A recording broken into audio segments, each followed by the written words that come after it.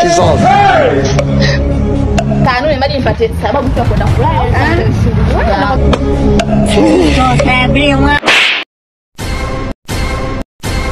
Enti bwana nilipokukuta. Nimekuja hapa nikupe taarifa tu. Ile 10,000 uliacha nyumbani ya kula ile.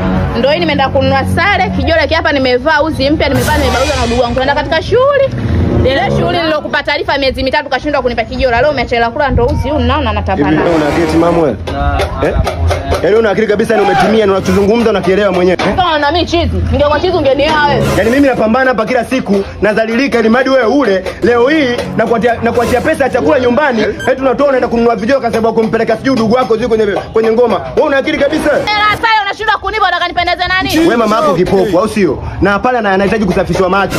Umeona? Mimi natunza pesa kwa sababu kumsaidia mama yako, unatoa pesa eti unaenda kununua video kwa sababu kumsindikiza rafiki yako. Sasa hii 10,000 ndio yani ningemsaidia nini kwa hospitali kama mamangu kipofu? Huyu ninavyoonekana huyu kidogo ana kiwagewage huyu. Yaani mimi ngoreki na komaa hapa na eti pesa ya chakula leo nisile nyumbani na nimeacha pesa 10,000 yote unaenda kununua kijoro kwa sababu ya kupeleka upumbavu. Bwana mimi hapa nimekuja kupata taarifa tu naenda katika shughuli na sirudi. Katafute pa. Mimi sio chizi ujue.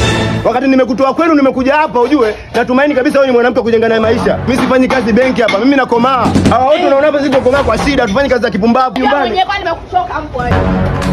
Safi sana kaka. Wanawake kama hao na mchango mdogo sana kwenye taifa. Alafu yule anataka kujua kwa nini mapenzi ya shoga hayana maandalizi. Wewe mwache kitakachomkuta yule ataenda kushuhudia Mungu. Mama.